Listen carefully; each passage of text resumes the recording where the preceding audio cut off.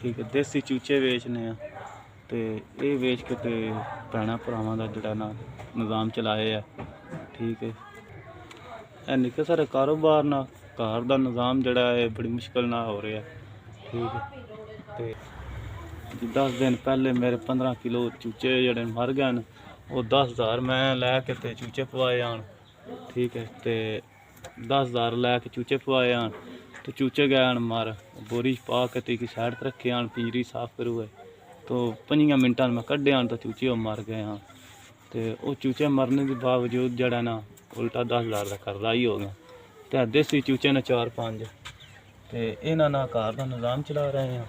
ठीक है। फिर भी बड़ी मुश्किल है हाली तक भी वो जड़ा दूजा ना कर्जा वो नहीं लत्था। ठीक है। बड़ी मुश्किल ना निज़ाम चल रहा है, पर वो जड़े मर गए ने वो फिर भी जड़ा नहीं पूरा हो रहा निज़ाम। मैं पिछा ही मेरा कारोबार और चूचे मरन की वजह तो मेरा कारोबार पिछा टुर गया तो हालात जड़े ने खराब हो गए ने। 15 किलो चूचा मरने की वजह तो 10,000 का कर्जा ही होए हैं।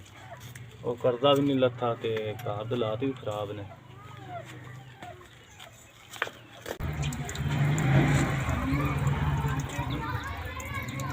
ये जी जिस 3,000 रुपया कलिया मैं वह शुक्रगुजार हाँ।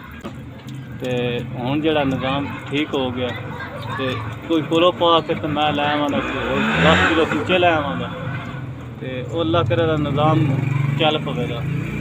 तो मैं दुआ भी करना जैसे मदद की है 3,000 अल्लाह हुण होर चोखा देवे, तौफीक देवे।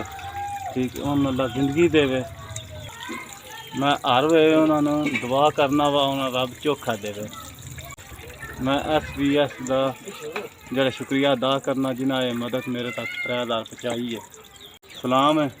ठीक है। कि अल्लाह खुश रहो, बात रहो, अल्लाह और ज़्यादा दे जे तौफीक करने की मदद जे।